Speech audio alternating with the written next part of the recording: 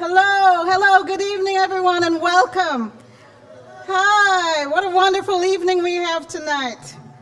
Welcome to City of Asylum Pittsburgh's 9th annual jazz poetry concert. And welcome to our friends around the US and the world who are watching the concert being broadcast over the internet. I'm Cecile Shellman, Program Project Manager for City of Asylum Pittsburgh. We have a very full lineup tonight of poets from around the globe and some of America's finest jazz musicians. A short version of tonight's program is printed on the back of the sheet you received tonight. Please hold on to it. We'll be using these sheets during the concert. A more elaborate program with bios of the artists is online at cityofasylumpittsburgh.org. The concert tonight will last about 2 hours and 10 minutes in length. There is no intermission. If you feel the need to take a stretch, please go to the area behind the seats near the registration tables. There are also porta-johns there, and there's an accessible porta-john to my right on the parking pad just before the stage. When you walk the aisles, please do your best to avoid disturbing others. It's also very important to keep the aisles clear during the concert, to avoid interfering with performers, and to prevent blocking views from people behind you. If you're taking photos, please do not use flashes. We will turn the lights up a few times during the concert to make photography easy. And after the concert, we'll be posting the photos that you share. This year's concert is also being webcast live at www.livestream.com/jazzpoetryconcert. And you can send your tweets or share your concert pics with the world. #jazzpoetry and/or City of Asylum PGH. If you're not tweeting or posting or texting though, please turn off your phones as a courtesy to others. Please also turn off your ringers now. There's going to be enough to hear without them. Thank you, and again, welcome to Jazz Poetry Concert.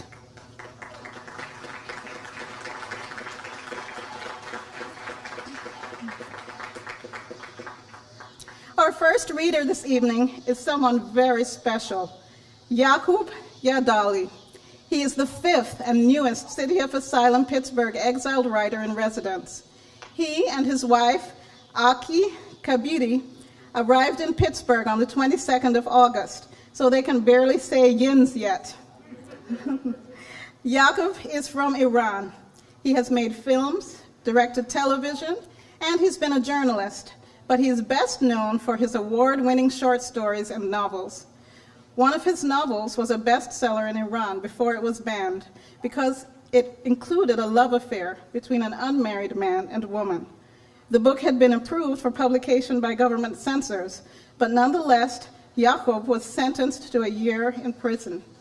He was offered a suspended sentence with 9 months of probation if he would write 4 one-page pieces on themes chosen by the Iranian regime. He refused to do so. Under international pressure, the regime suspended the sentence, but Yaghoub is no longer able to publish or find employment in Iran. And in Iran, he is always at risk of being imprisoned. Yaghoub will be reading a short section of his story, Like a Body Turned Inside Out. His reading will be about 5 minutes long. After Yaghoub reads, the next reader is Israel Centeno of Venezuela. Israel was the 4th exiled writer in residence at City of Asylum Pittsburgh. Like Yaghoub, Israel is banned from publishing in his native Venezuela and unable to be employed because of government persecution. He has also been the target of violence because of his writing. Since coming to Pittsburgh, he has been subject to ongoing attacks by the Venezuelan government via digital media. He will be reading a short section from his novel, The Sun Never Sets on Tokyo. The novel was partly written since he began living right here on Sampsonia Way, and it's partly set in Pittsburgh.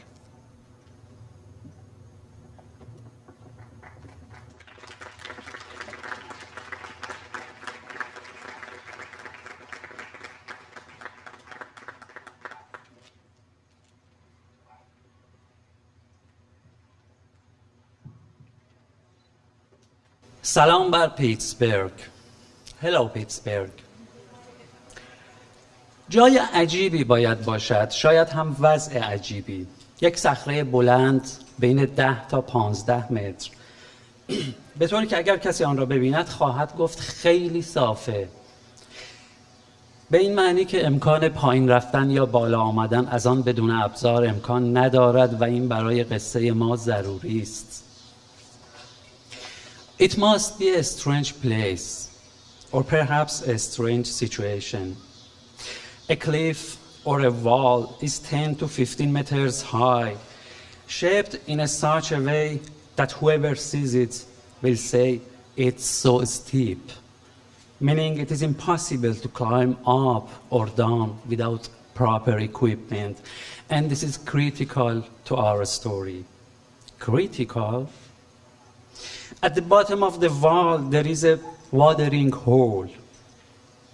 And on top, Borzu Alvandi, with a stretch of clotted blood stretching from under his eye to the corner of his mouth, has hunkered down behind a rock to take cover from the Iraqi sharpshooters. A short distance away, there are only a few corpses on the ground. Other than Borzu, it seems there are only 2 other soldiers still alive. Seems? What a charming oasis, what a beautiful village. Rows of houses reclining at the foot of a perpetually dry hill, and the hill reclining at the foot of a perpetually snow-covered mountain chain. Borzu Alvandi's wife-to-be, Nazgul, is softly, discreetly tapping her big toe to the beat of the local music being played on horn and tambour. And she's peering at the end of the asphalt road, hoping to see the only village truck that has gone to town to fetch Borzu. The women ululate, dance, and sing under their breaths. The men brandishing sticks 2 by 2. They show off. They swagger and spar rhythmically to the music. Safdar's son, Hashem, waves his stick in the air for his opponent and eyes Nazgul. He wants to endear himself to her. Nazgul's heart is pounding and her big toe is dancing to the beat of the tambour. The young girls are tittering and giggling and choosing their future husband from among the boys. Madhu is feverishly beating his tin drum. Madhu? Oh, Madhu, one of our characters. Nazgul wouldn't mind stealing a peek at Hashem now and then, but she knows her fiancé's mother is not taking her eyes off of her. She is constantly showering her future daughter-in-law with words of affection. My darling, my bride, may God take my life. How you have suffered this past 4 years waiting for my child to return. What a beautiful day. What enchanting moments, what a crowd. What excitement. The day is a day to remember. قلب نازگل تاپ تاپ میزند و انگشت شست پایش دنگ دنگ با ضرب دهل میرقصد. دخترها ریز و نقلی میخندند و از بین پسرها برای خودشان شوهر انتخاب میکنند. مدو با هیجان بر طبل حلبیش میکوبد. نازگل گاهگاهی بدش نمیآید به هاشم پسر صفدر نگاه کند، اما میداند که ماه طلا ننه برزو چشم از او بر نمیدارد و مدام قربان صدقه عروس آیندهش میرود. رودم عروسم بمیرم الهی، چه کشیدی 4 سال تا بچم برگرده.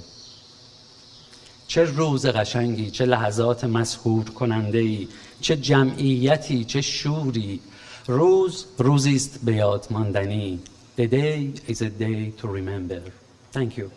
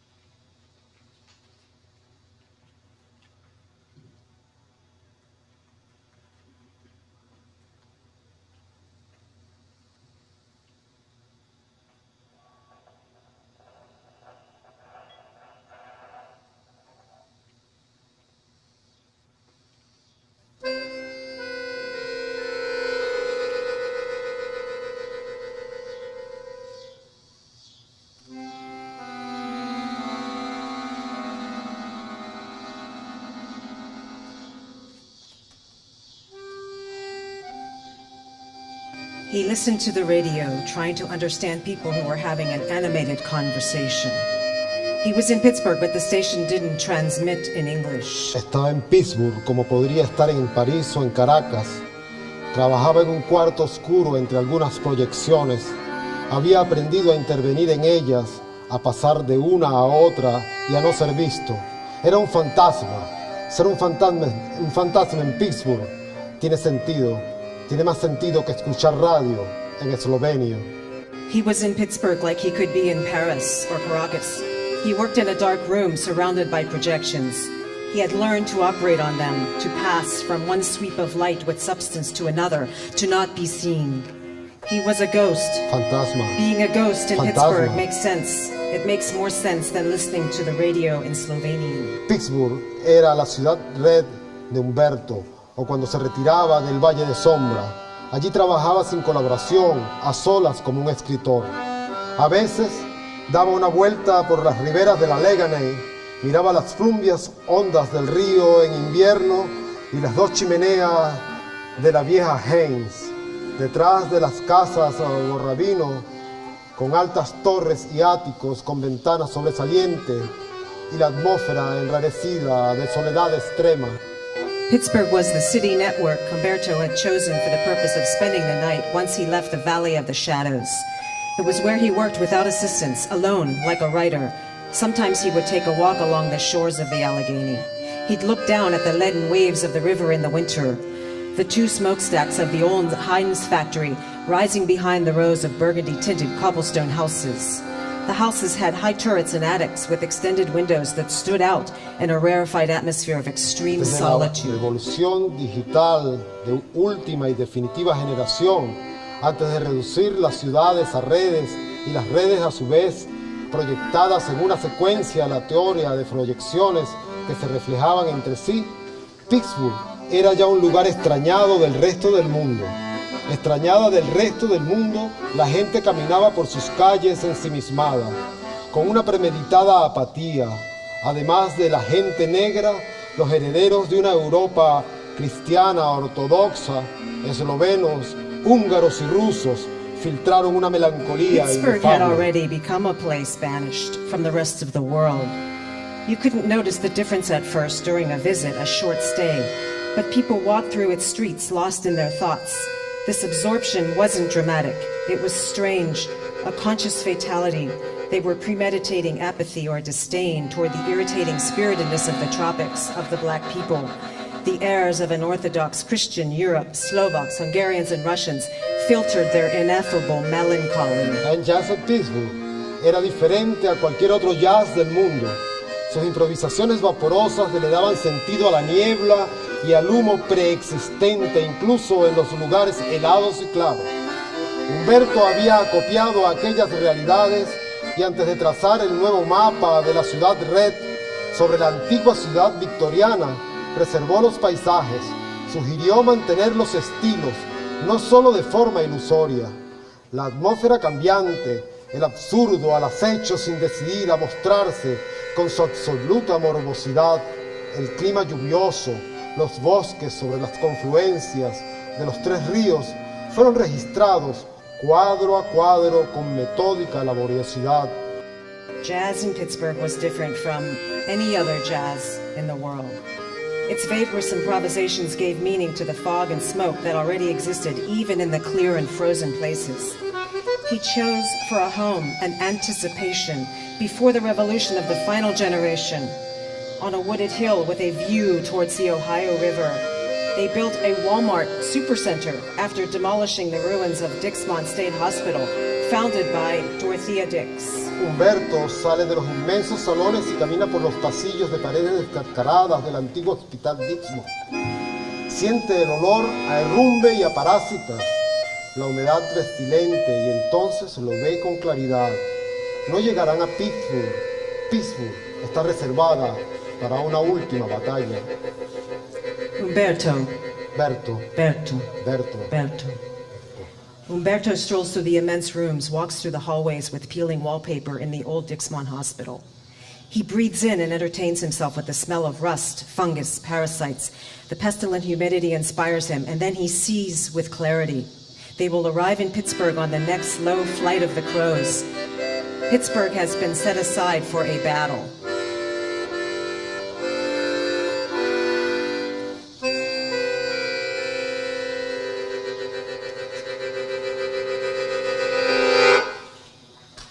Thank you, Pittsburgh. Thank you.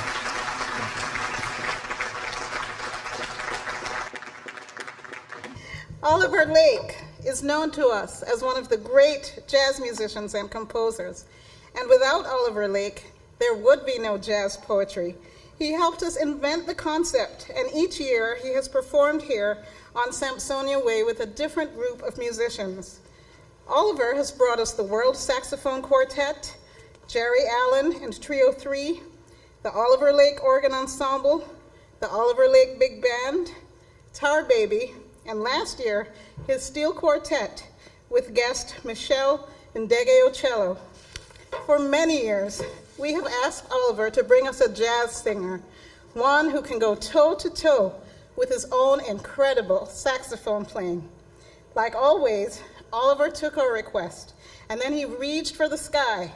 He invited Dee Alexander, the great Chicago songstress, and a trio of Chicago musicians who recently played with Dee at the Newport Jazz Festival, where they took the place by storm, the good kind of storm, not like the kind we avoided tonight. So for the first time at Jazz Poetry, Oliver is himself the guest performer. We are proud that once again at Jazz Poetry Concert, we're presenting a world premiere performance. Pittsburgh, let's give a hearty welcome again to Mr. Oliver Lake.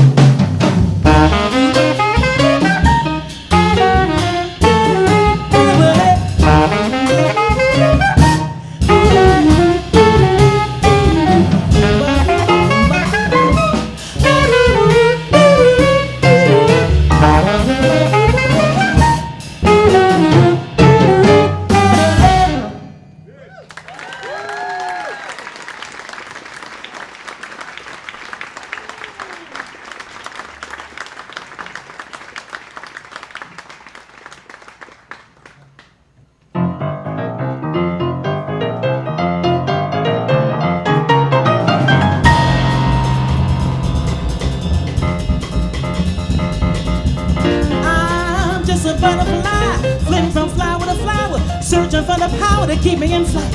Spread my wings of color in the sun, looking for fun in the daylight.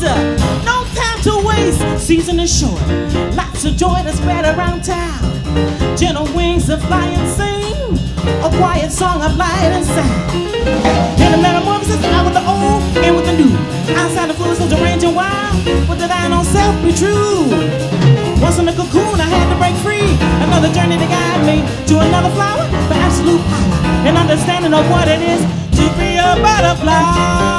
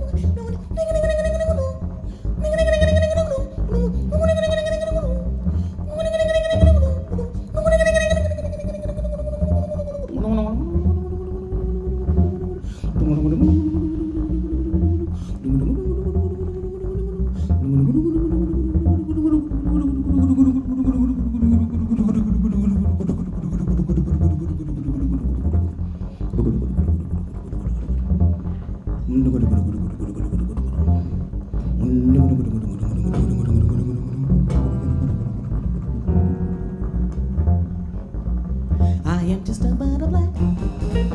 I am just a butterfly. I am just a butterfly.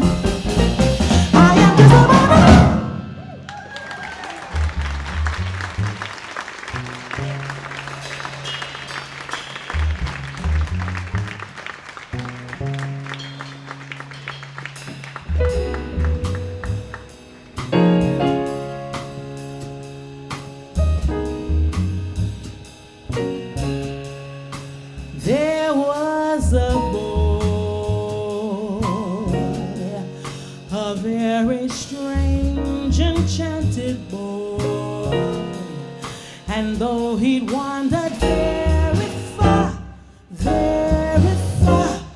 over land and sea.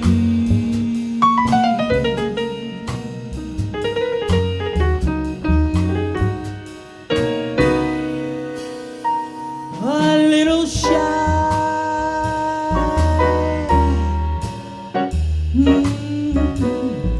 and sad,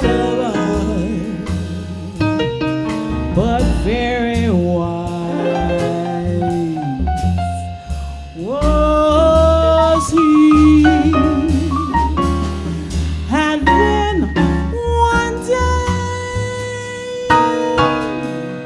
one magic day passed my way, and though he spoke of many things, fools and things, this he said to me.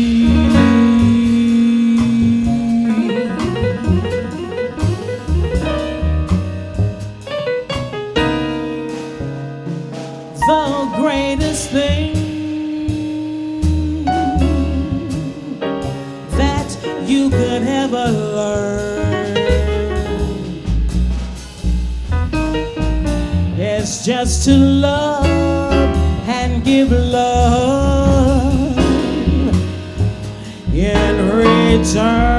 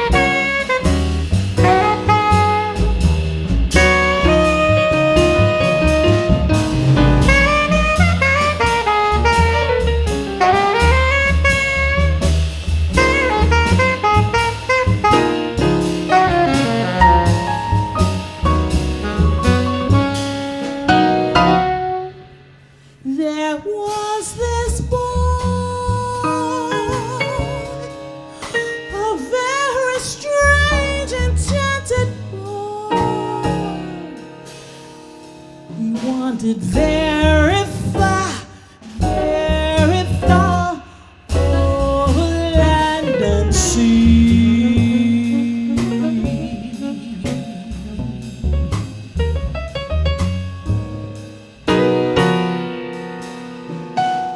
A little shy,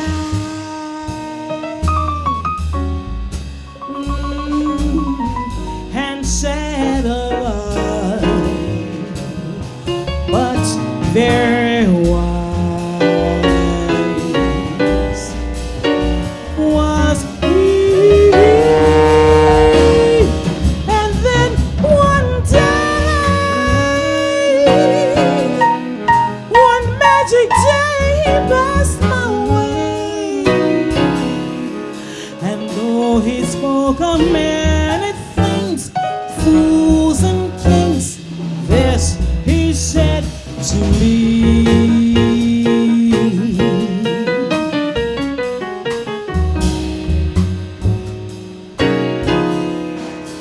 The greatest thing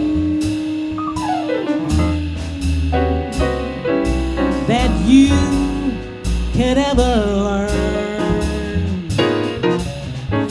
is just to love and give love in return.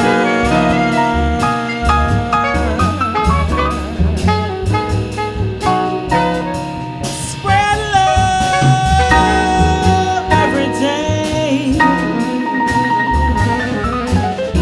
Give love, spread love, and give love in return.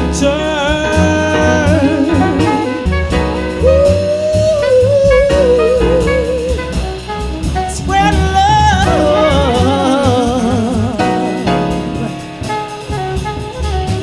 and give love in return.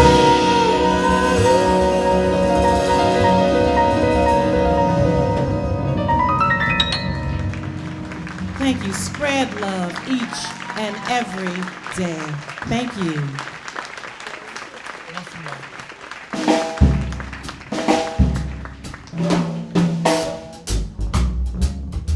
Now this song is a song that I wrote. A friend of mine came to hear me perform at a club in Chicago. And he said to me, he said, Dee Alexander, you sing like Rossignol. And I said, okay, what's a Rossignol?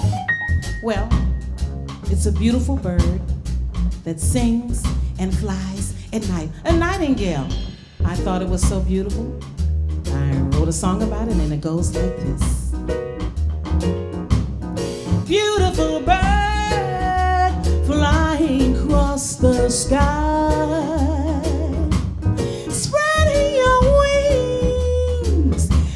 You soar so high, Rossignol, Rossignol, Rossignol, beautiful bird.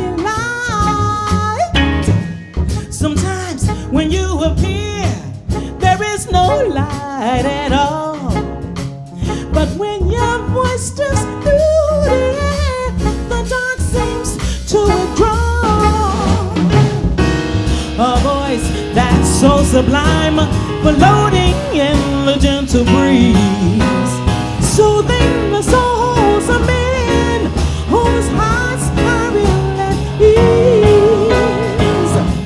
And when I hear your voice, my senses come alive. I taste the zest of life and touch the deep blue sky.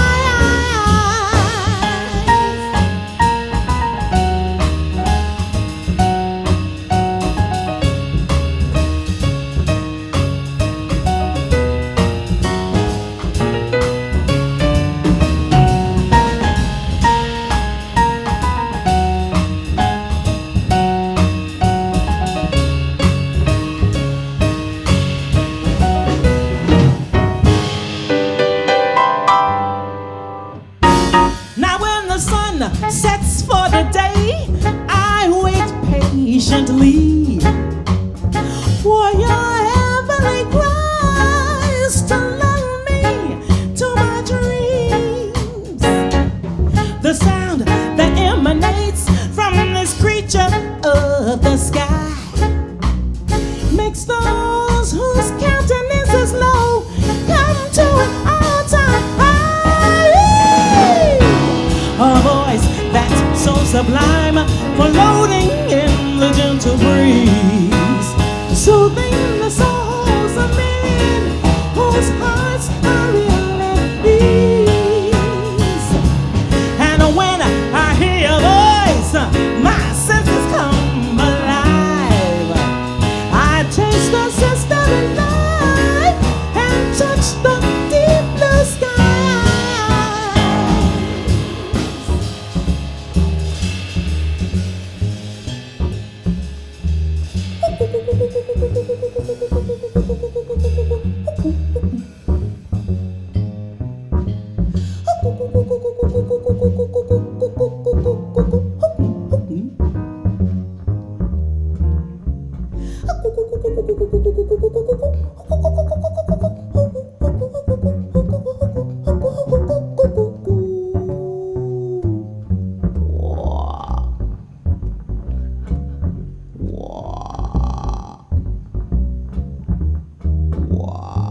Cuckoo. Cuckoo. Any more birds out there? Cuckoo, cuckoo, cuckoo, cuckoo.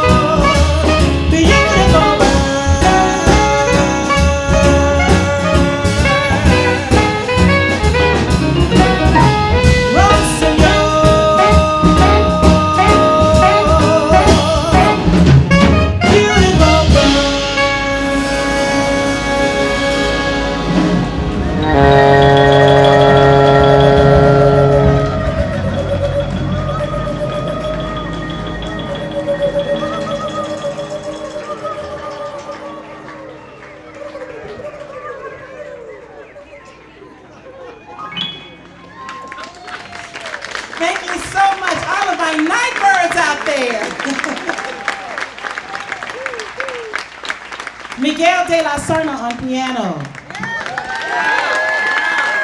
Harrison Bankhead on bass. Ernie Adams on drums. And of course, Mr. Oliver Legg.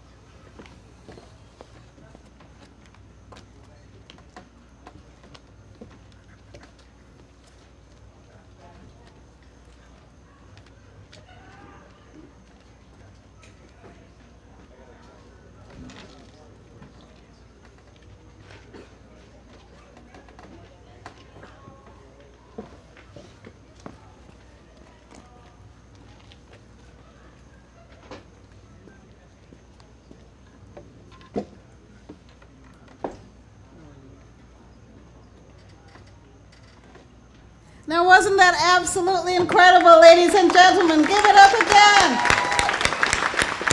Hope you're having a good time. Woo! And now for something completely different. You may have pre-registered. This year was the first year that we actually had registrations online. And if you turn around, those in front and those in back can certainly see. We have a full house tonight. Thank you all for coming, everyone. But of course, it's not over. We have many more good things to come. But for now, I'm going to read you the raffle winners.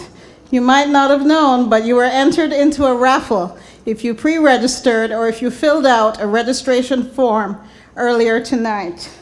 So we have 4 prizes to announce. The lucky winners can pick up their raffle prizes at the end of the concert at the merchandise tent near where you came in tonight. The first lucky winner is Andy Berlando.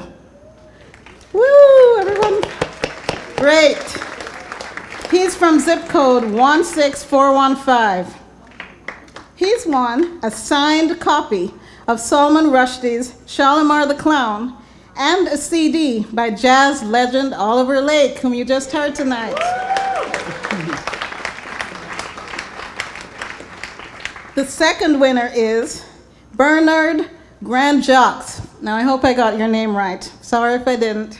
He's from zip code 15106. And Bernard, you can pick up your signed copy of Nobel laureate Wole Soyinka's You Must Set Forth at Dawn, a memoir, and a CD by the incredible Joy Harjo.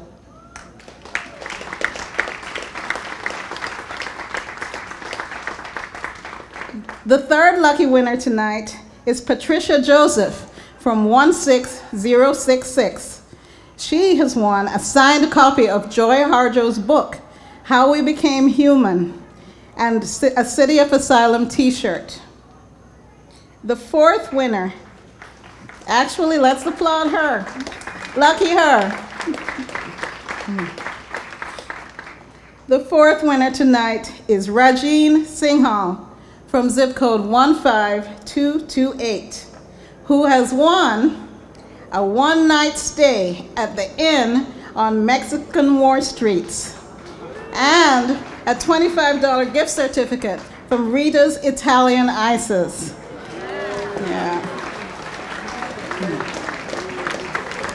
So let's congratulate all the lucky winners, and let's also give a round of applause for our sponsors tonight, those who provided free ice for us, including Rita's Italian Ices, and of course all of the other wonderful prizes that these people have received tonight. And I'm sure you're having an incredible night tonight. As I said, this is the first time in a few years we've had jazz poetry concert on Sampsonia Way due to weather. We're very fortunate tonight. Please go to our website. Please look at what we do, and I'm sure you'll want to continue to support us, and thanks for supporting us tonight.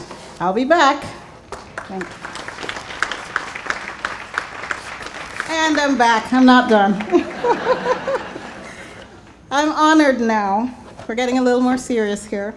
I'm honored to introduce Khet Mar of Burma, City of Asylum's, Pittsburgh's third exiled writer-in-residence.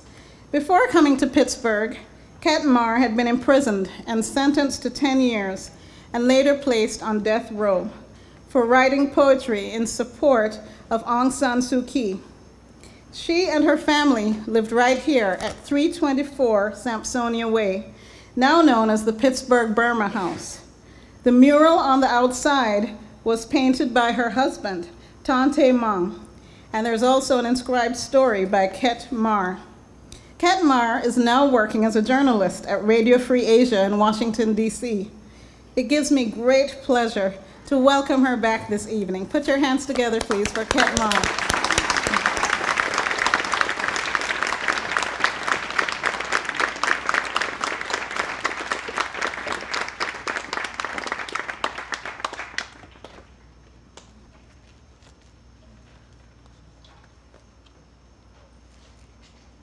Good evening, Pittsburgh, my second home.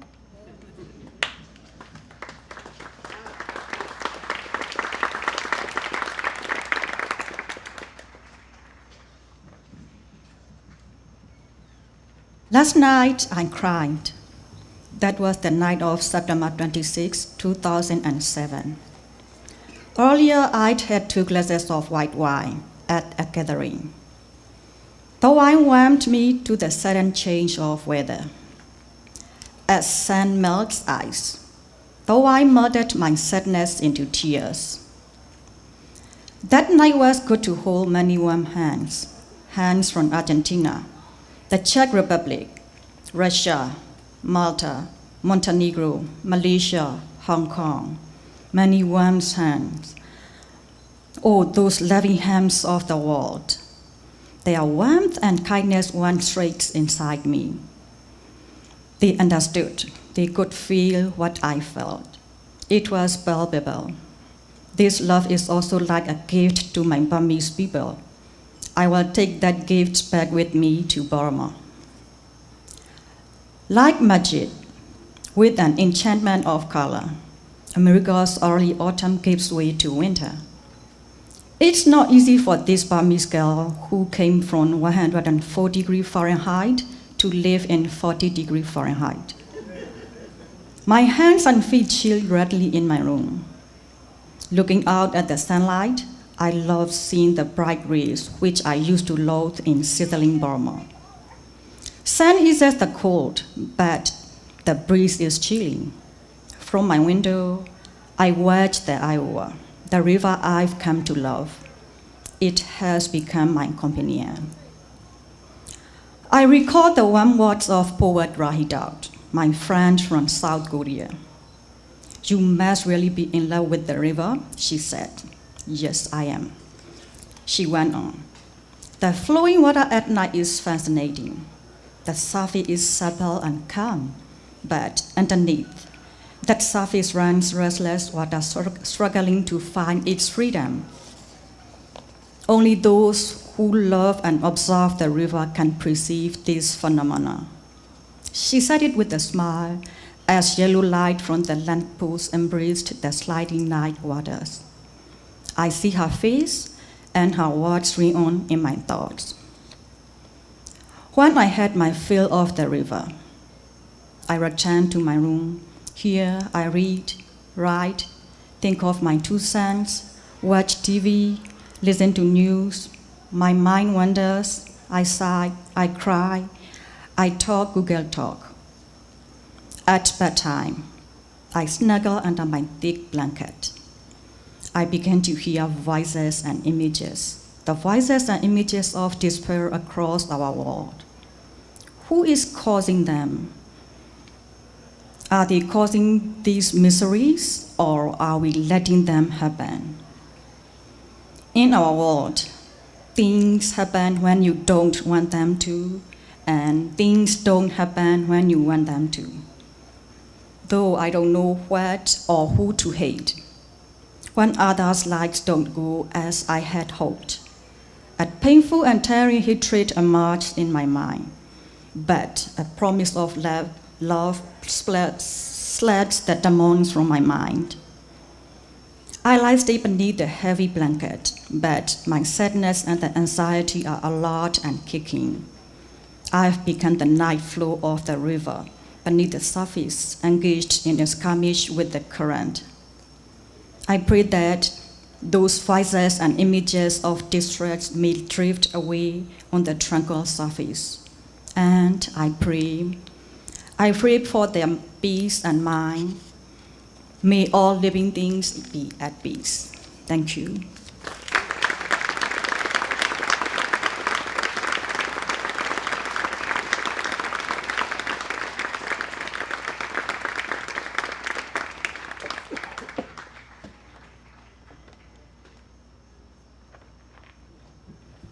Thank you, Khet Mar. Hello, I am Silvia Duarte, editor of SampsoniaWay.org, the online magazine of City of Asylum, Pittsburgh. The mission of City of Asylum, Pittsburgh is to create a safe home for writers, readers, and our neighbors. And by next summer, City of Asylum, Pittsburgh will also have a home of its own, Alphabet City.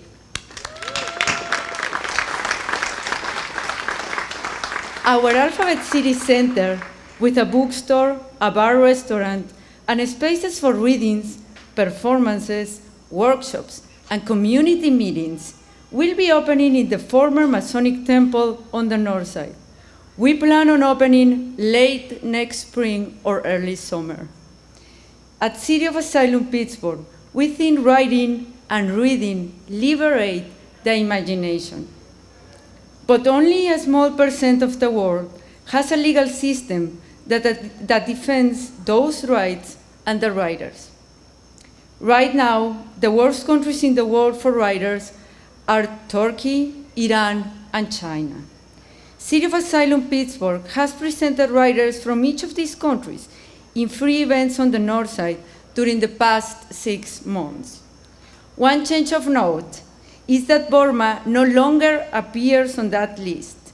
This is very recent and the result of a long, long struggle by people like my friend Khet Mar. So,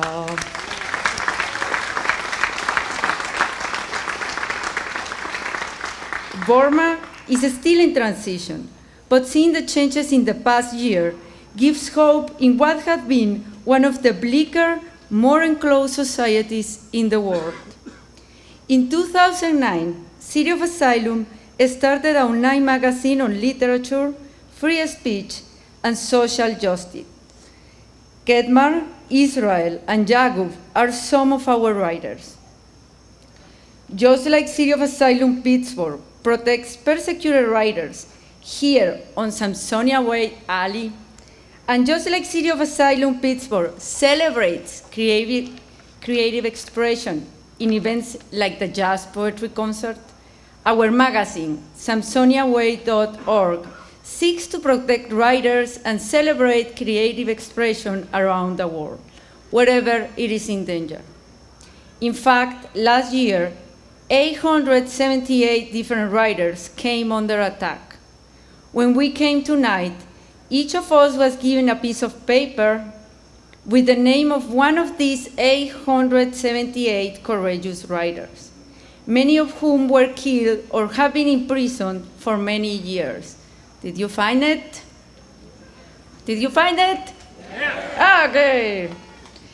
At last year's Jazz Poetry Concert, I spoke to you about a new section in Sampsonia Way.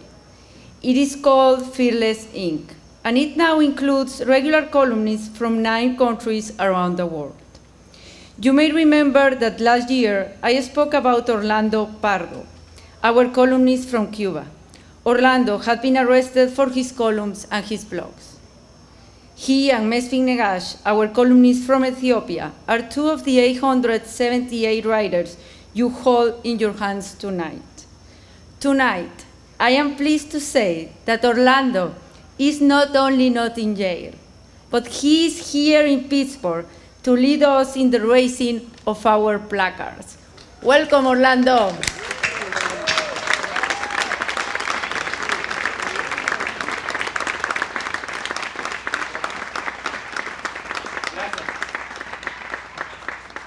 Muchas gracias, Pihu. Muchas gracias, Silvia.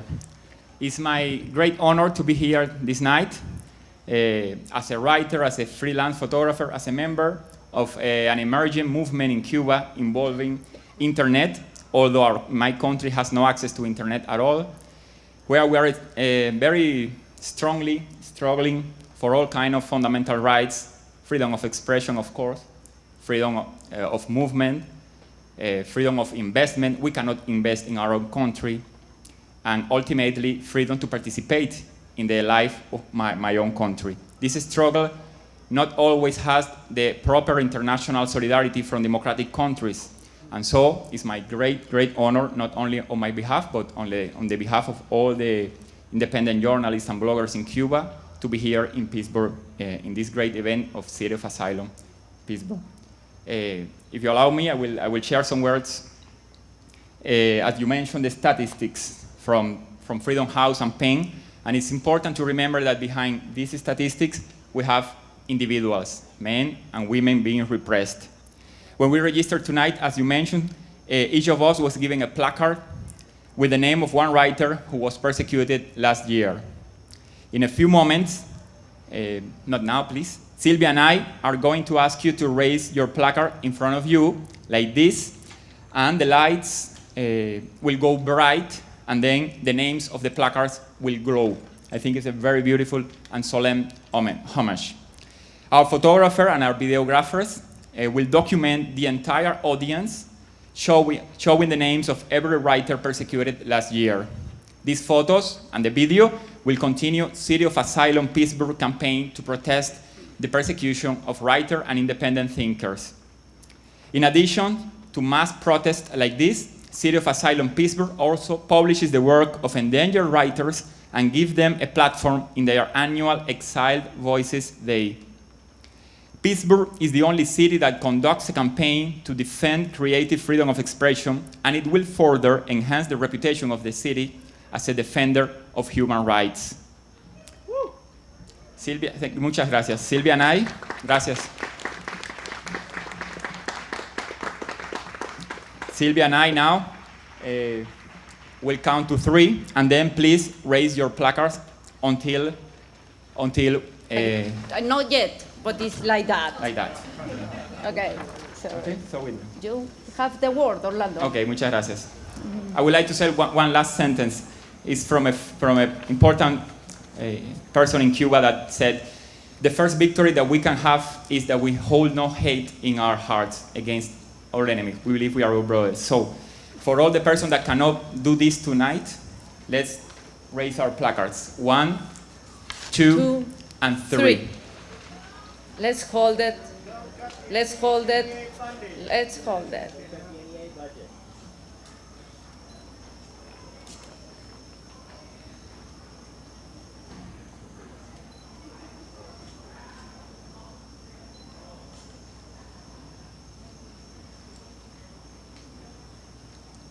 Are we ready, guys? Okay.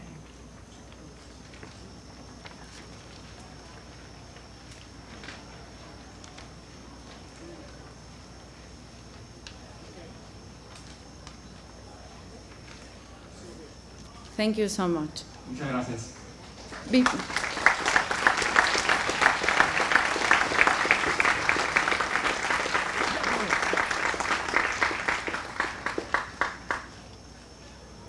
Before resuming the concert, I would also like to ask your support for creative expression in the United States, specifically for the NEA, the National Endowment for the Arts.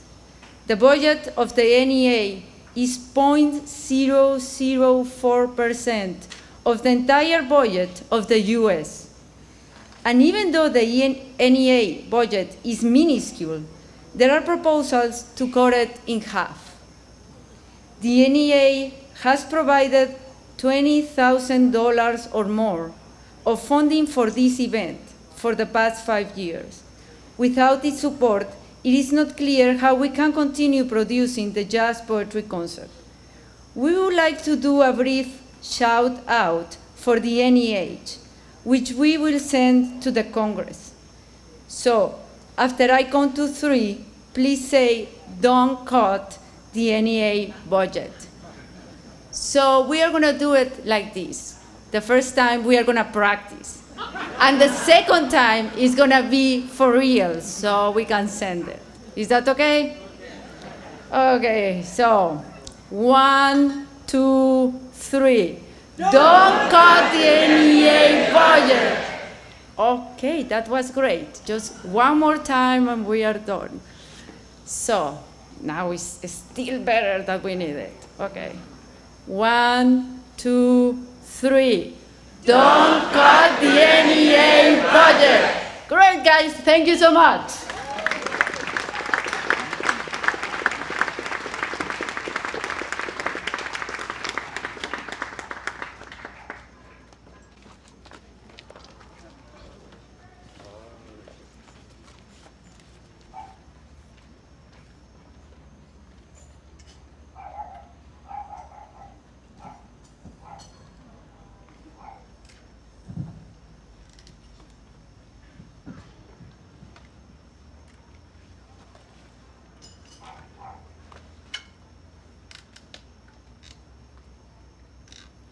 Testamento. Cuando te digan que no estoy preso, no les creas. Tendrán que reconocerlo algún día. Cuando te digan que me soltaron, no les creas. Tendrán que reconocer que es mentira algún día. Cuando te digan que traicioné al partido, no les creas. Tendrán que reconocer que fui leal algún día. Cuando te digan que estoy en Francia, no les creas. No les creas cuando te muestren mi carnet falso, no les creas. No les creas cuando te muestren la foto de mi cuerpo, no les creas. No les creas cuando te digan la luna es la luna. Si te dicen la luna es luna, que esta es mi voz en una grabadora, que esta es mi firma en un papel, si dicen que un árbol es un árbol, no les creas nada de lo que digan, nada de lo que te juren, nada de lo que te muestren, no les creas. Y cuando finalmente llegue ese día, cuando te pidan que pases a reconocer el cadáver y ahí me veas, y una voz te diga, lo matamos, se nos escapó la tortura, está muerto. Cuando te digan que estoy enteramente, absolutamente, definitivamente muerto, no les creas, no les creas, no les creas.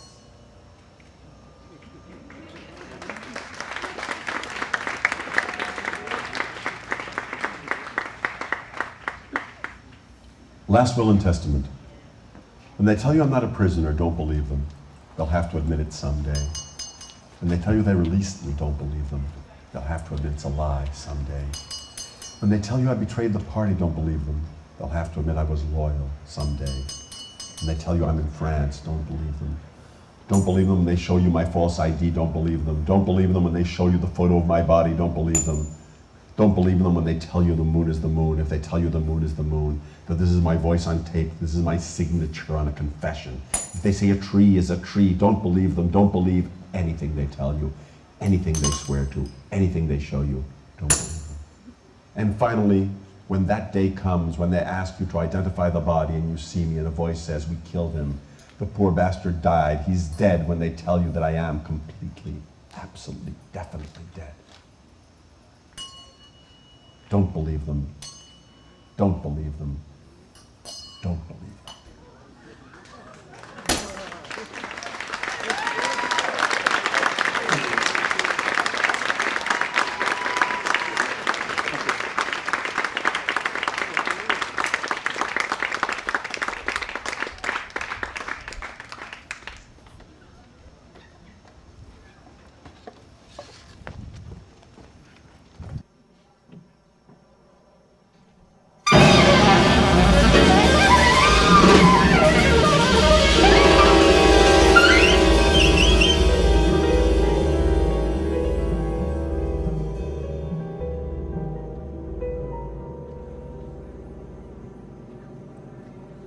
Icarus flying, Icarus falling, lending our imagination wings, feathers aflame. In another age, poets meditated on Bruegel's canvas, marveled at the ship, and took the falling boy for granted. They knew what he represented, that overreaching, ambitious son of the more timid Daedalus. It is the ship that drew their eyes in its wake. Such indifference seemed fitting. After all, what could be colder than a world that will not even acknowledge your presence? A world that holds the water flat as a mirror up to you as you rush towards it in a final fall. Only you shatter and are destroyed, Icarus, not even your image. Once you are under, who can tell broken feather from foam? This other boy is not like you. His wings are already burdened with the fears of all these years. No wonder he lost height rapidly. What would he have needed to discard to climb beyond 50 floors to where the wind can be clearly heard? This boy is not like you. When he went up in flames, helicopters hovered and the streets were choked with people. They had their fists at their mouths, stopping whatever threatened to fly out. Everyone took wing. The air thrummed until you no longer knew who was flying and who falling. Gravity deserted us, but our hearts were heavy. At last, when he fell, this other boy, we all came down to earth. We landed softly like ash, not disturbing the earth with our presence. We became invisible. That moment, all places were home to us. Skyscrapers, statues, walls, streets, bunkers, steps. Even the past out of which we could have plucked you, Icarus, as you fell past our window.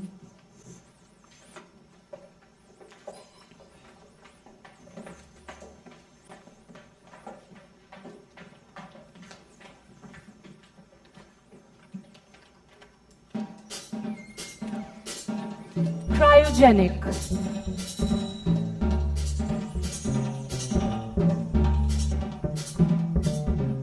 Let's assume it's the man who waits for the woman to return. Let's assume it's been 20 years or 30. In all that time, through all upheavals and sorrows and who knows, perhaps a few joys, he holds himself ready for the moment when she will return. While she goes on adventures and becomes lined with life, or perhaps takes on large burdens on behalf of many people, he is perfect and cold. He is waiting for her. One day, triumphant, she returns, expecting to find many things changed, but some things at least just as they were. As with Odysseus, she thinks she will know him by his old scars and learn about him by his new ones. But in the 20 or 30 years that he's been away, the world has left no mark on him. Nothing acquired, nothing changed. He is just as she had left him. Perfectly preserved, he knows nothing. What can he tell her about truth or reconciliation?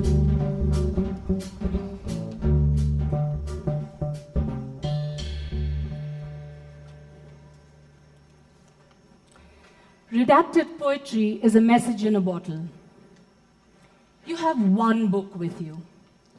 It is your lifeline because you are now in a place with no means of communication. There is only this book, and your one chance of speaking to the world is through the words in it.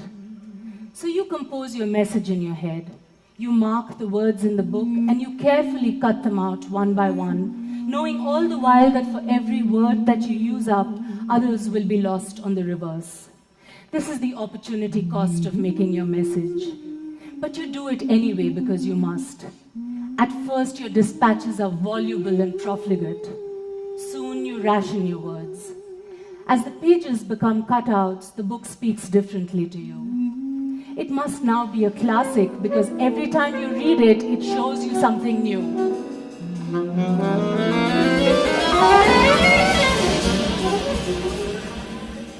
The end of the book does not come as it usually does when the last page is turned. It comes when what remains are the unusable words. Everyone has a different list of these, but because this is the book you have and this is your list, the words that remain include anneal and recombinant and breeze. This is not to say that you do not love these words or you're not happy that someone, the author of the book for instance, found a use for them. Just that you can't imagine what you have to say that would include these and other such words. But you learn these words because after you have said all that you have to say, after you have used up all the other words, these are all that are left you.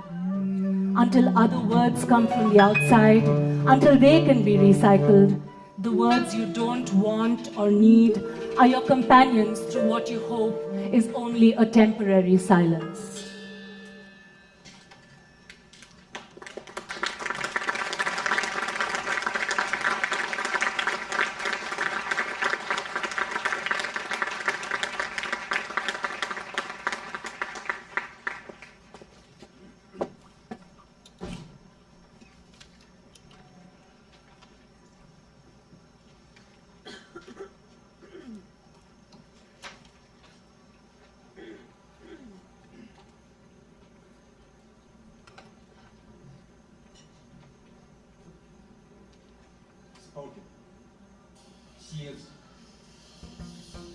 翻遍满山的石头，不见一只蝎子。这是小时候哪一年哪一天的事。如今我回到这座山上，早年的松林已经粗大，就在岩石的裂缝和红河色中，一只蝎子翘起尾巴向我走来。与蝎子对视，顷刻间，我成为他足下的石沙。For Emily Dickinson， 晚来的献诗给艾米丽·狄金森。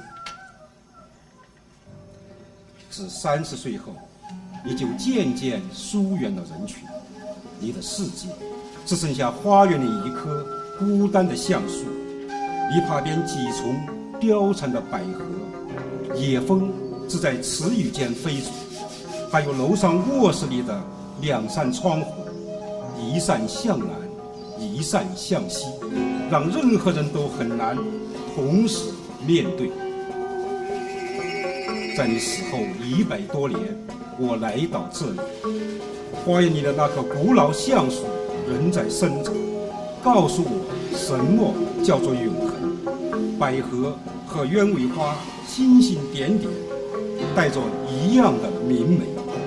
黄昏，阿姆斯特的黄昏，一天最明亮寒冷的时辰，犹如一把大提琴演奏到最后，那骤然奔放的光再一次抹亮你的窗户，然后死去。黑暗的某处传来摇滚的咚咚声。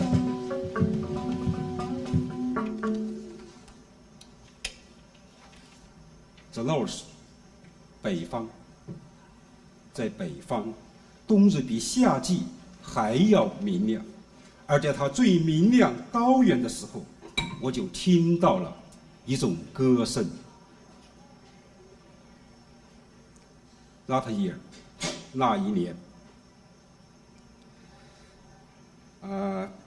那一年 ，That year 1989 in China， 北京。需要怎样医治自己，我们才能平静地走向阳台，并在那里观看历史。How to restrain oneself so we can step calmly to the balcony and watch history.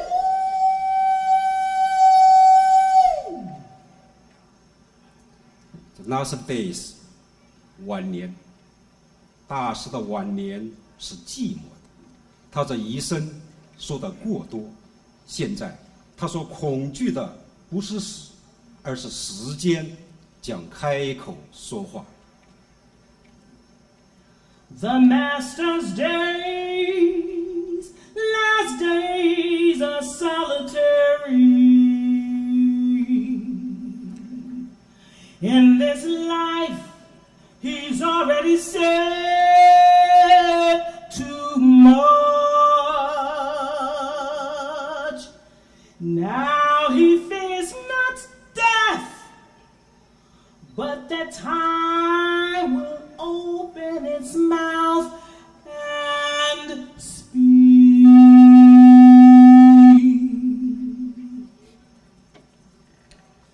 From darkly mirror， 变暗的镜子，热爱树木和石头，道德的最低限度，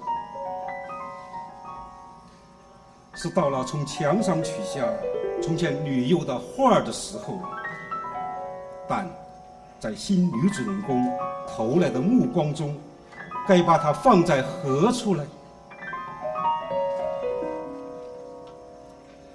如果一头驴子说他是伟大诗人，你要肃然起敬，因为这是在一个诗的国度。当你变了，开始接受儿子眼中那一丝讥讽的眼光，就像在一个等待已久的节日里，却得到一份最不应有的礼物。不是你老了，而是你的镜子变暗了。Living trees and stones, the root of our ethics.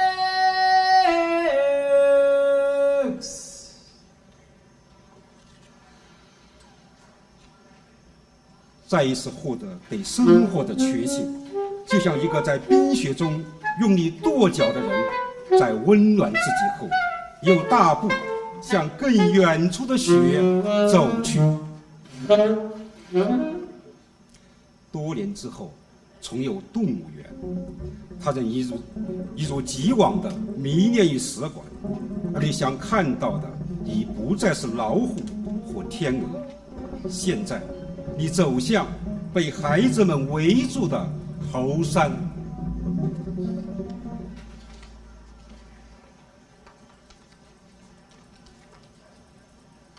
I missed one piece poetry. Poetry, 诗。我在昨晚写下了雪，今天它就在城市的上空下下来。这不是奇迹，相反，这是对一个诗人的惩罚和提醒。你还能写什么？什么才是你内心生活的标志？看看这辽阔、伟大、越来越近的飞雪吧，只一瞬，石泪就彻底暗下来了。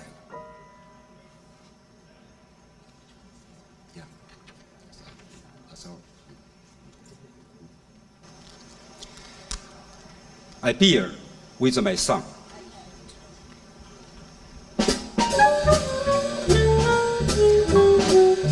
和儿子一起喝酒。一个年过50的人，还有什么雄心壮志？他的梦想不过是和久别的已长大的儿子坐在一起，喝上一杯，两只杯子碰在一起，那就是他们拥抱的方式，也是他们和解的方式。然后什么也不说。当儿子起身去要另一杯，父亲这呆呆的望着杯沿的泡沫，流下杯底。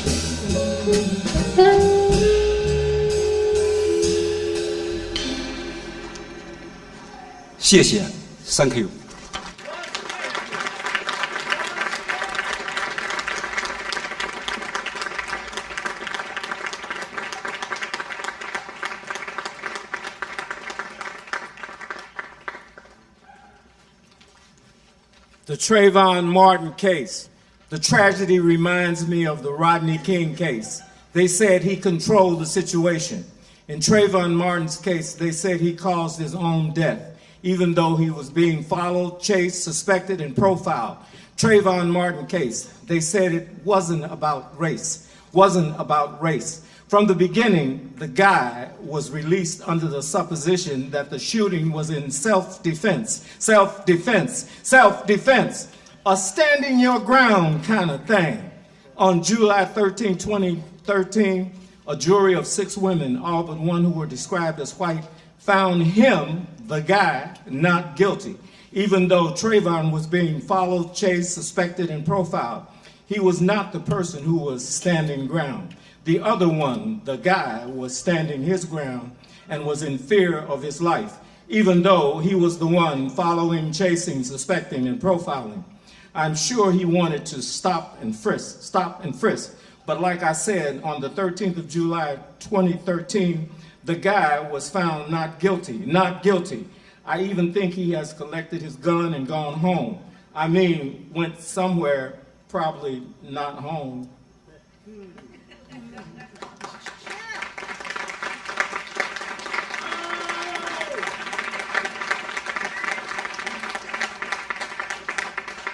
Dedicated to the memory of Lester Boyd.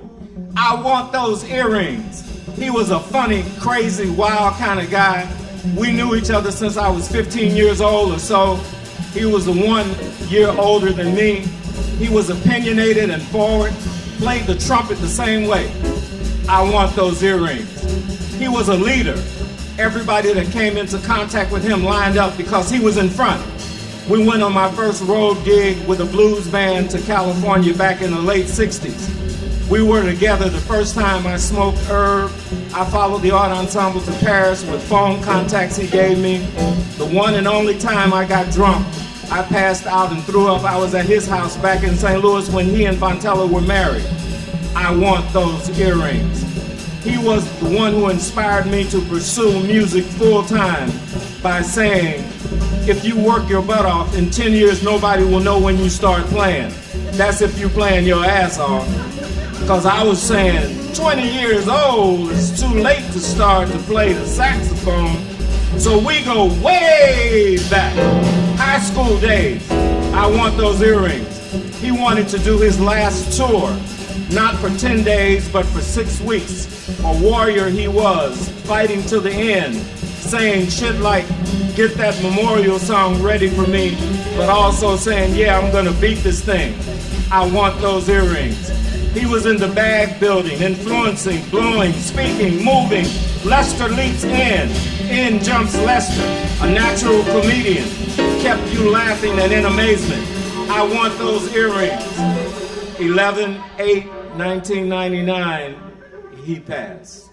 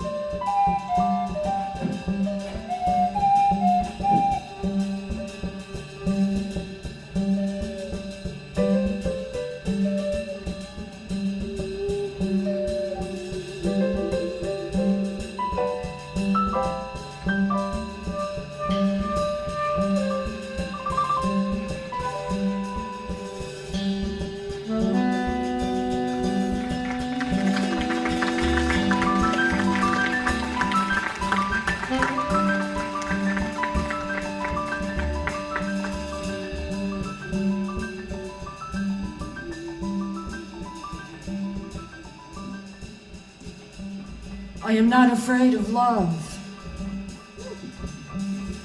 or its consequence of light. It's not easy to say this or anything when my entrails dangle between paradise and fear.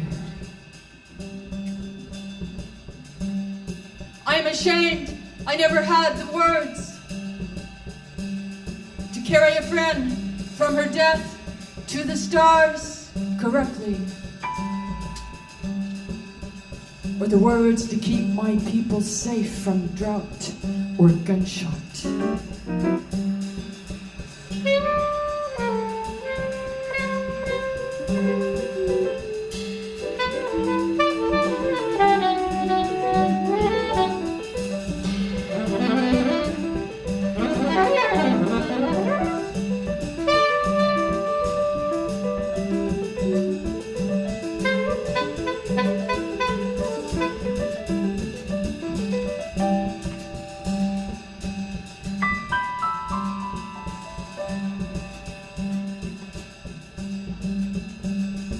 The stars who were created by words are circling over this house, formed of calcium, of blood. This house in danger of being torn apart by stones of fear. If these words can do anything,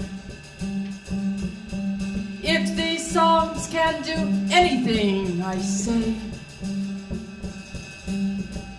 bless this house with stars, transfix us with love, with love.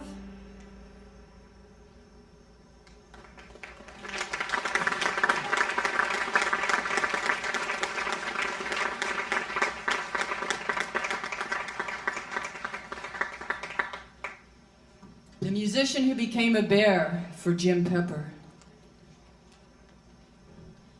I think of the lush stillness of the end of a world, sung into place by singers and the rattle of turtles in the dark morning, when embers from the sacred middle are climbing out the other side of stars, when the moon has stomp danced with us from one horizon to the next.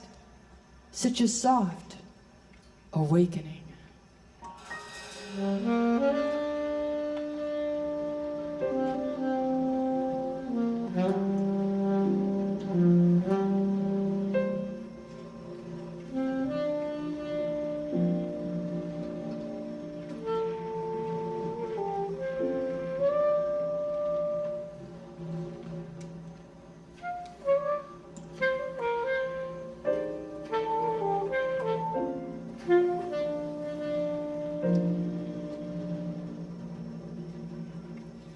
Our souls imitate lights in the Milky Way. We've always known where to go to become ourselves again in the human comedy. It's the how that baffles a saxophone, can complicate things.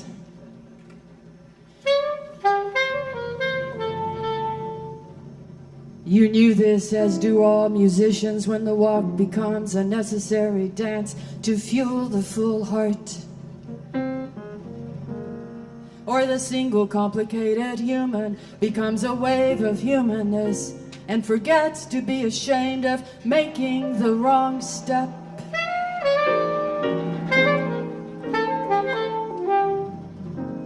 I'm talking about an early morning in Brooklyn. The streets, the color of ashes, do you see the connection?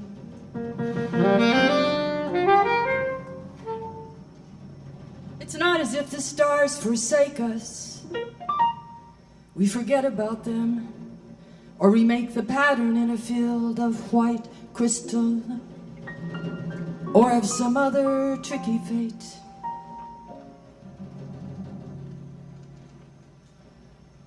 We never mistook ourselves for anything but human.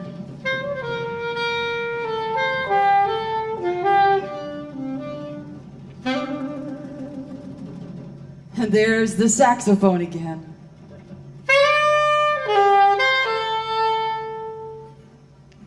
It's about rearranging the song to include the subway hiss under your feet in Brooklyn, and the laugh of a bear who thought he was a human as he plays that tune again. One about the wobble of this beloved earth, spinning, spinning, spinning so damned hard it hurts.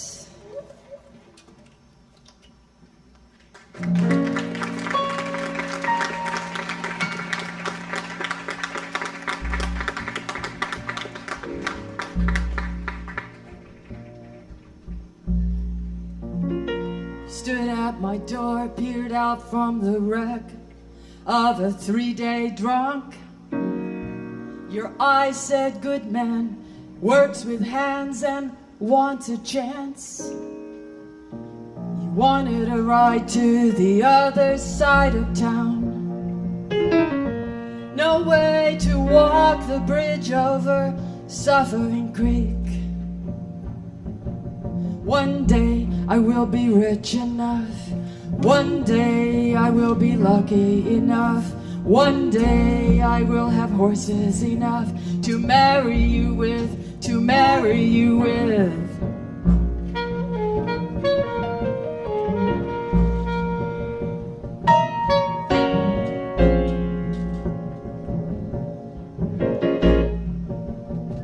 We talked about relationships, jobs, and all the winners. You laughed and kicked back in my truck in the afternoon sun. You asked me to let you off near an overpass north of town. A creek ran parallel to the highway. There were trees bending down to cut the wind. One day I will be rich enough. One day I will be lucky enough. One day I will have horses enough to marry you with, to marry you with.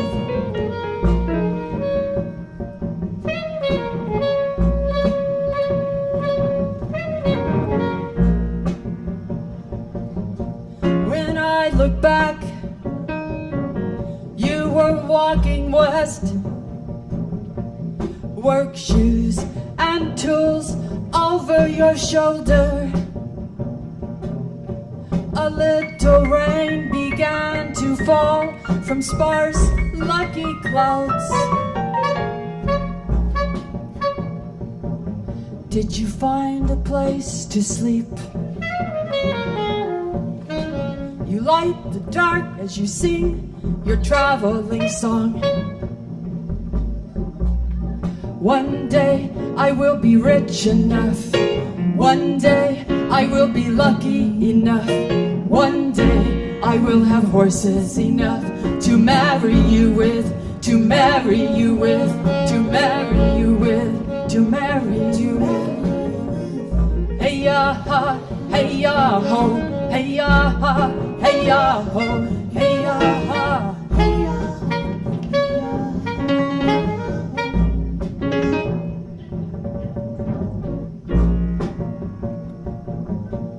One day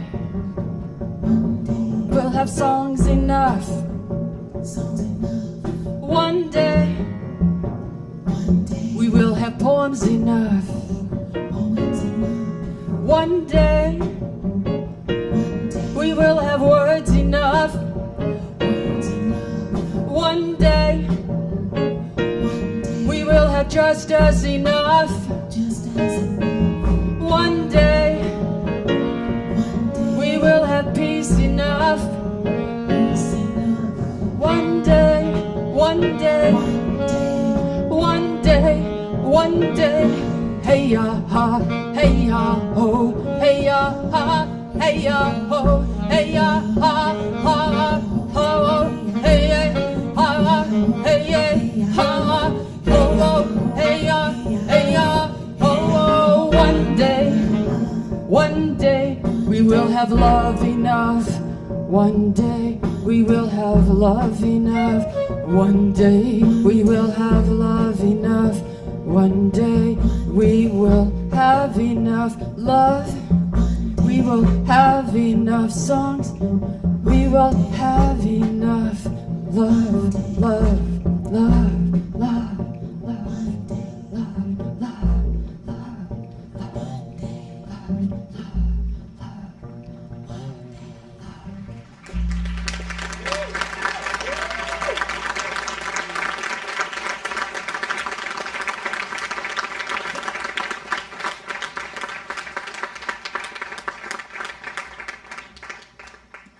Thank you, Miguel. This next one is called Bird for Charlie Parker.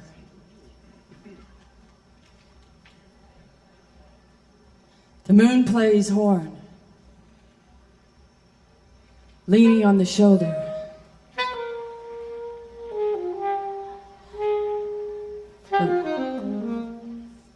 Of the dark universe, to the infinite glitter of chance. Tonight I watched Bird kill himself, larger than real life.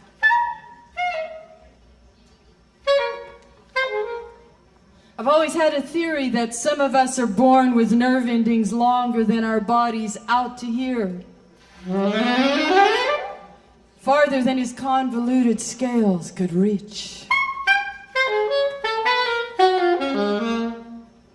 Those nights he played, did he climb the stairway of forgetfulness with his horn?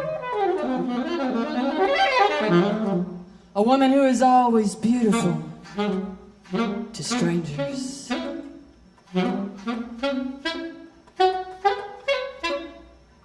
All poets understand the final uselessness of words. We are chords to other chords, to other chords. If we're lucky to melody.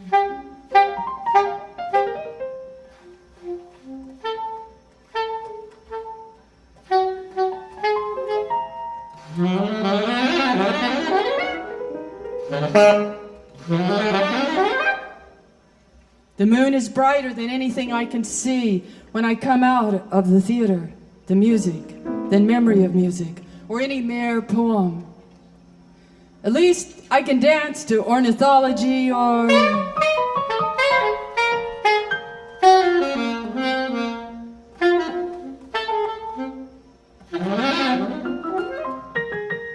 or sweet talk beside Charlie's Blues. But inside this poem I can't play a horn, hijack a plane to somewhere where music is the place those nerve endings dangle. Each rhapsody embodies counterpoint. And pain stuns the woman in high heels. The man behind the horn sings the heart.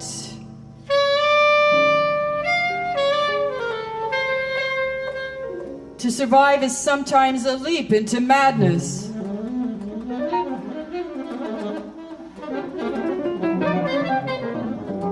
The fingers of saints are still hot from miracles, but can they save themselves?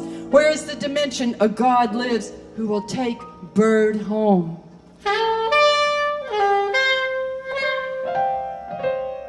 I want to see it, I said to the Catalinas, to the Rincons, to anyone listening in the dark. I said, let me hear you by any means, by horn, by fever, by night, even by some poem, attempting flight home.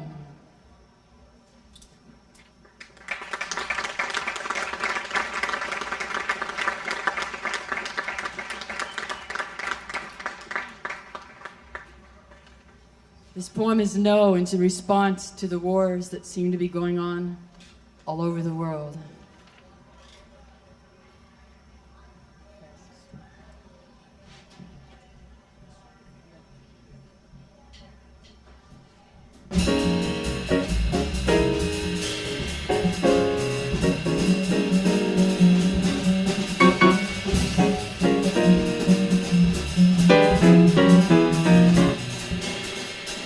Yes, that was me, Yishao shaking with bravery, with the government-issued rifle on my back. I'm sorry, I cannot greet you as you deserved, my relative. They were not my tears. I have a reservoir inside. They will be cried by my sons, my daughters, if I can't learn how to turn tears to stone. Yes, that was me, standing in the back door of the house in the alley, with fresh bread and corn for the neighbors. I did not foresee the flood of blood, how they would forget our friendship, would return to kill the babies and me. Yes, that was me, whirling on the dance floor. We made such a racket with all that joy. I love the whole world and that silly music. I did not realize the terrible dance of the staccato of bullets.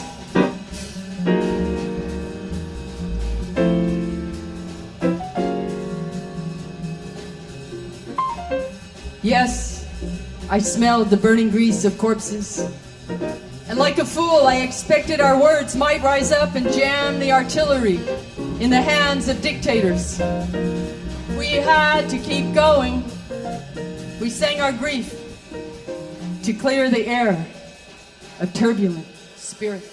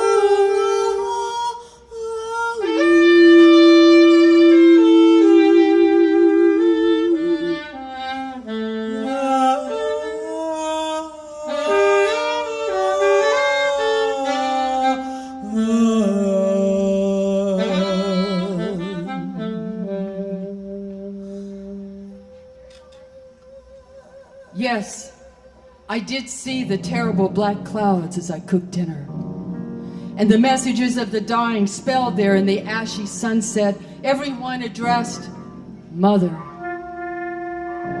There was nothing about it in the news. Everything was the same.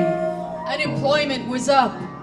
Another queen crowned with flowers, and then there were the sports scores. Yes, the distance was great between your country and mine. Yet our children played in the path between our houses. No, we had no quarrel with each other.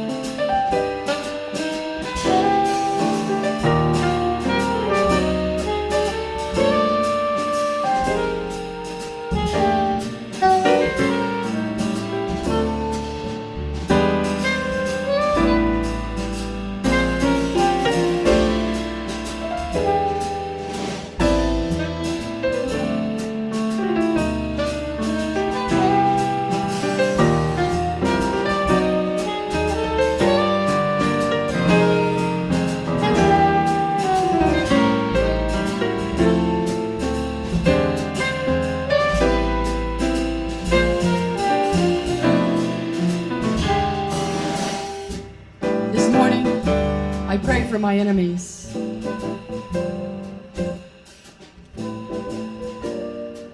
And whom do I call my enemy? An enemy must be worthy of engagement. I turn in the direction of the sun and keep walking. It's the heart that asks the question, not my furious mind. The heart is the smaller cousin of the sun.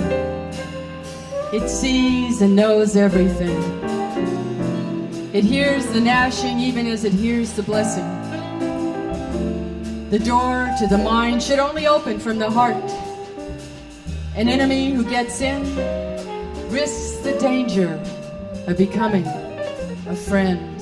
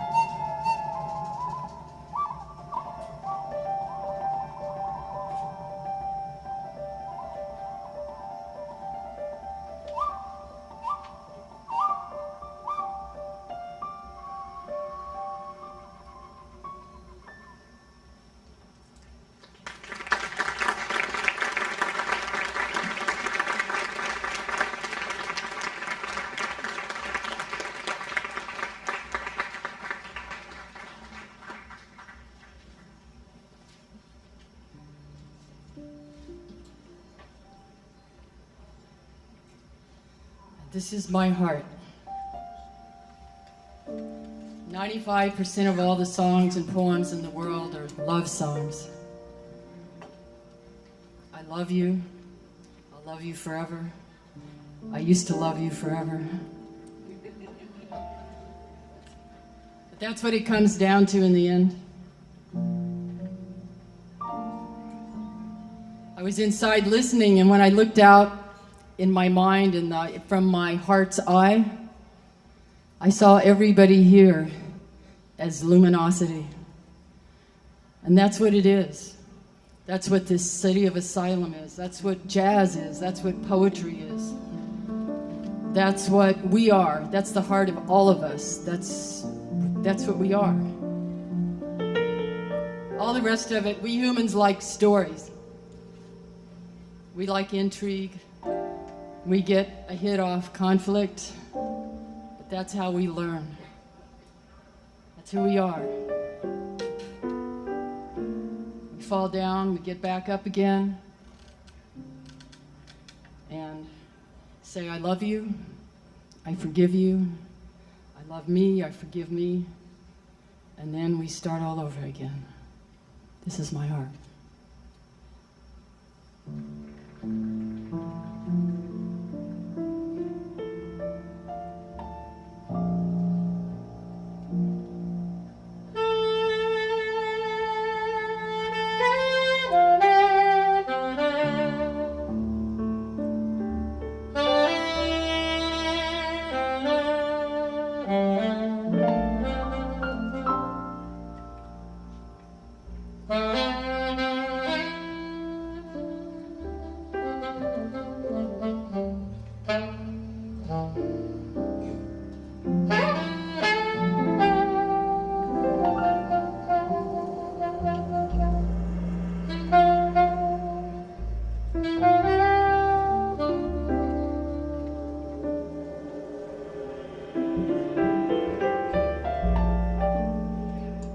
This is my heart.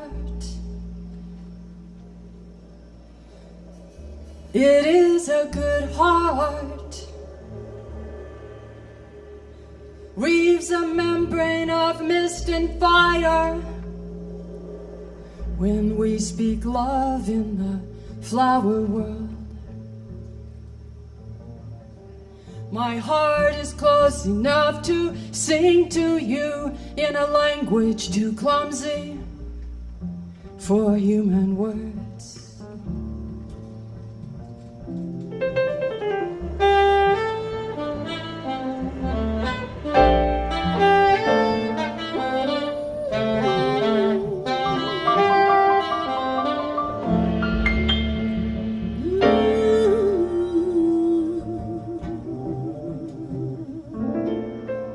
This is my head.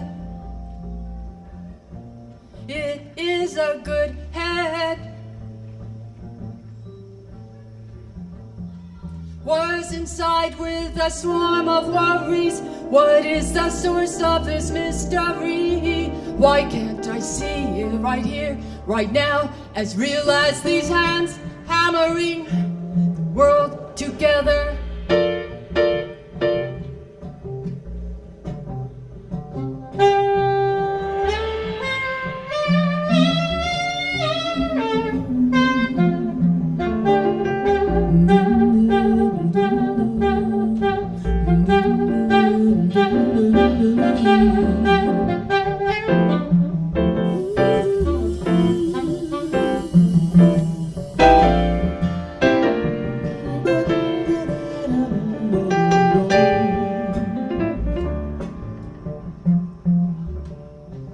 This is my soul.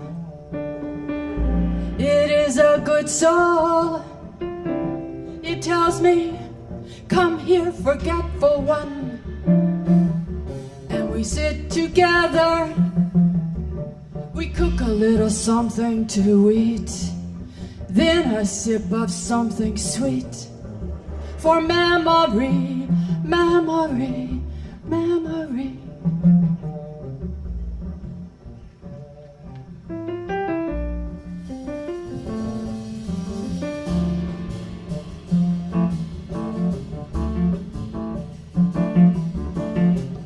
This is my song. It is a good song.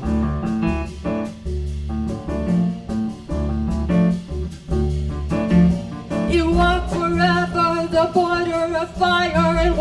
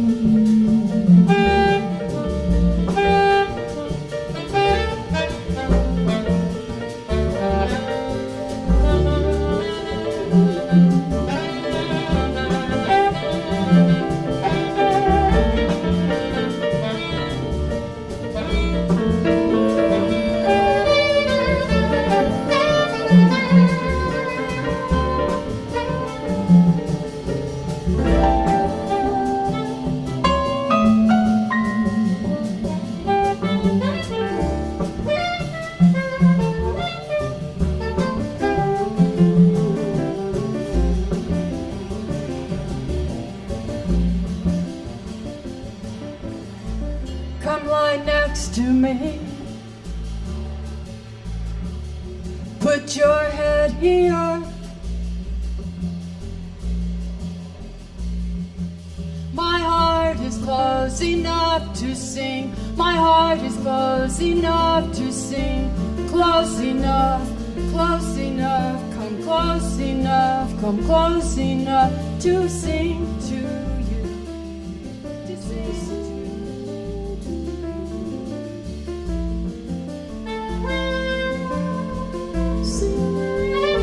to you.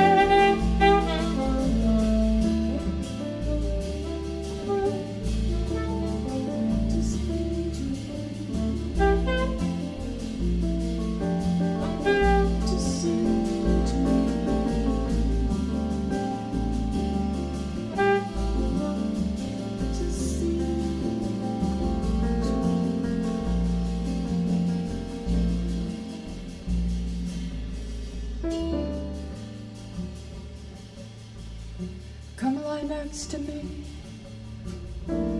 Put your head here. My heart is close enough to sing.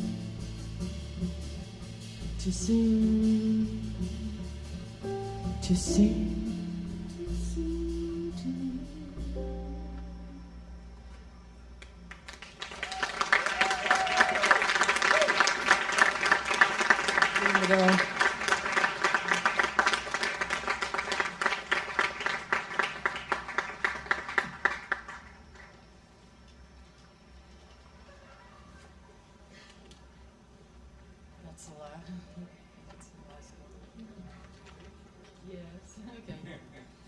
Thank you, Miguel. Thank you, everyone.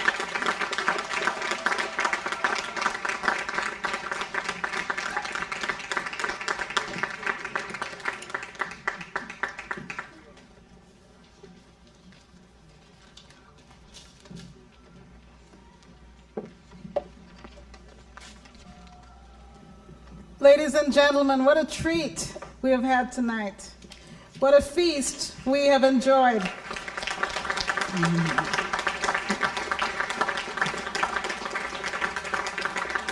At this time, I would like to call back to the stage the three magnificent poets and collaborators we have just heard tonight. Sridala Swami of India, Wang Jiaxin from China, and the incomparable Joy Harjo of the United States.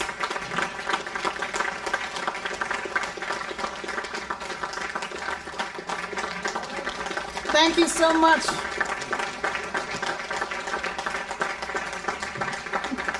We also welcome back Yaghoub Yadali, Khet Mar, our magician, and all the other collaborators you've enjoyed tonight.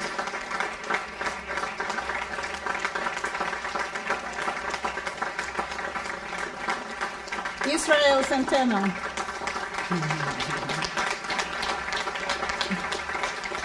And we welcome Henry Doktorski, accordionist.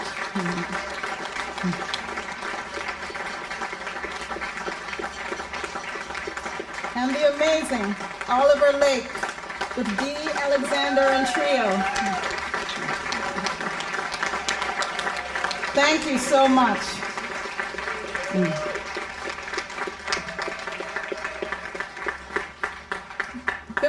conclude the concert with a brief jazz set, I would like to speak briefly about an upcoming project of City of Asylum, Pittsburgh.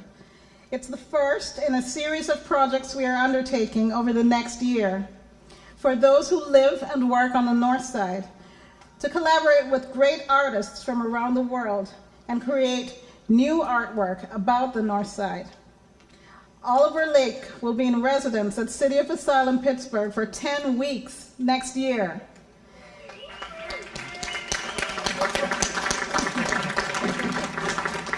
During his residency, he will meet with Northside residents and organizations and people who work on the Northside to identify issues of significance to our community, both questions and answers.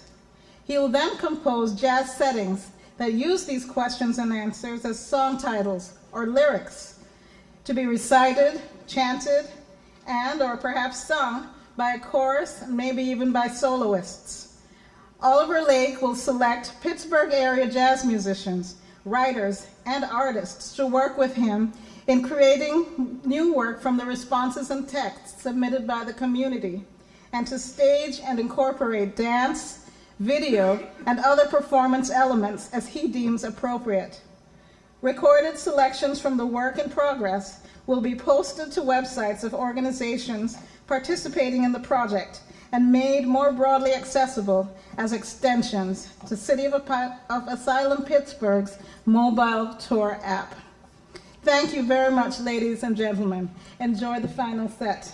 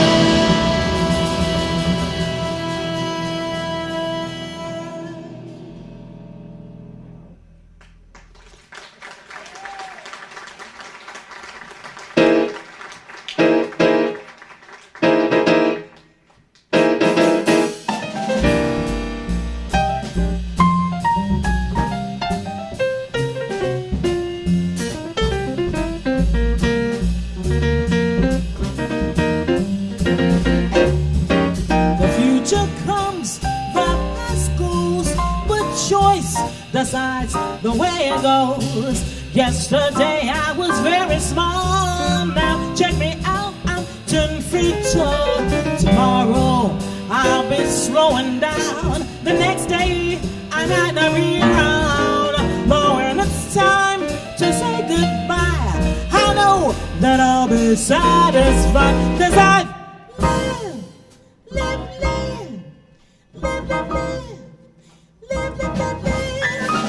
life is like a ladder. The higher you climb, be careful. We come here with our bare backs, and when we leave, we have less than that. Life is full of ups and downs. Just don't you let them get you down. Grandma's gone, my grandpa too. There's only one thing for me to do, and that's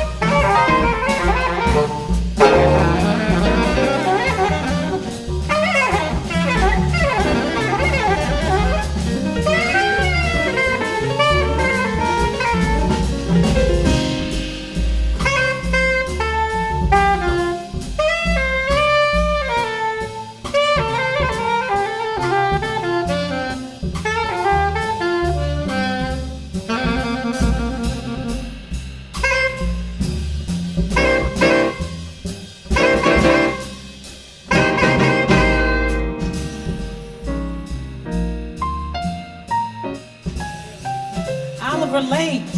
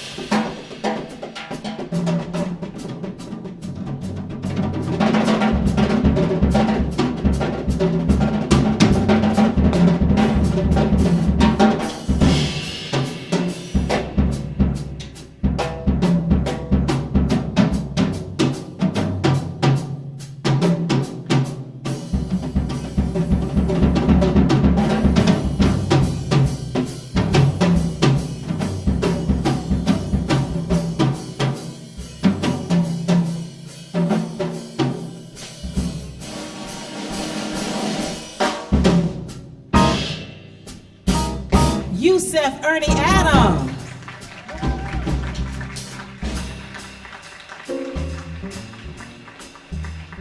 On the bass, Mr. Harrison Bankhead.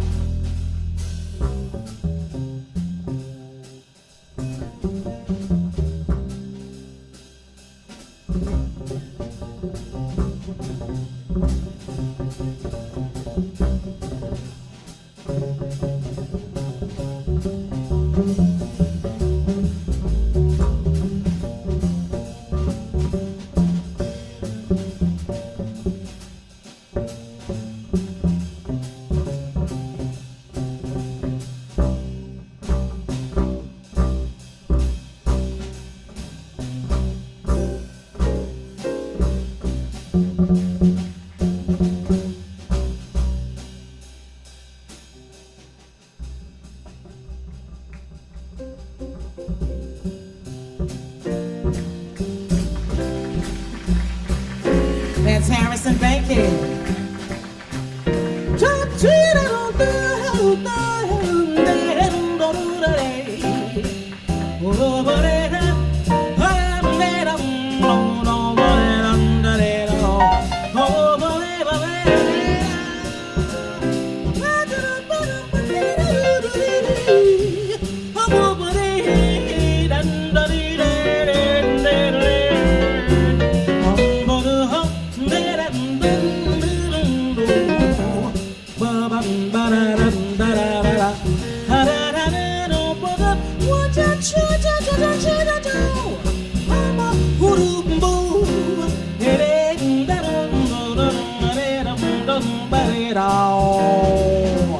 The future comes, the past goes, but choice decides the way it should go.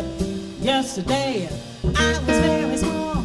Check me out, I'm 10 feet tall. Tomorrow I'll be slowing down.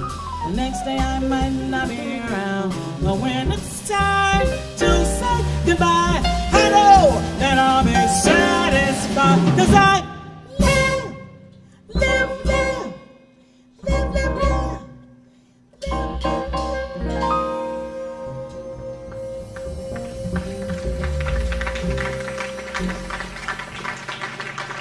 Thank you so much. Thank you very much. I want to thank Henry. Thank you so much for inviting us. We're very, very happy to be here. This is so special. We've been saying this for the last couple of days, how wonderful and how special this is. The staff, everyone here, you've just all been sweethearts, and we really, really appreciate you, and we will never, ever forget this experience. Thank you again for having us here, the City of Asylum. And a big, big thank you to my big brother here, Oliver Lake.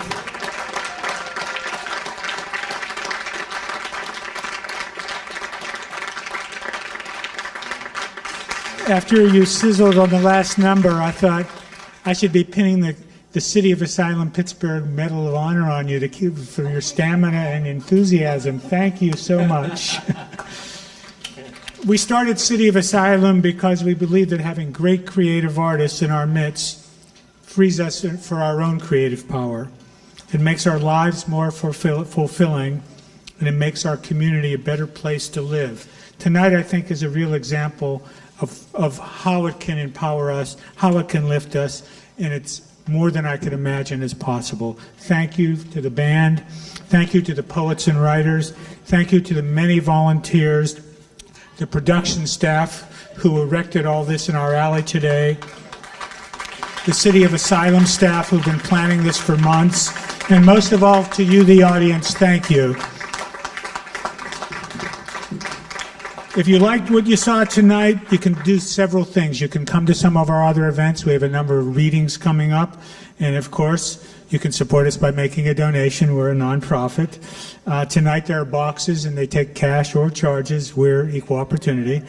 And you can mail it in, or if you wish, you can participate through United Way. Thank you very much. Have a safe night. Come again to another event. Come again next year.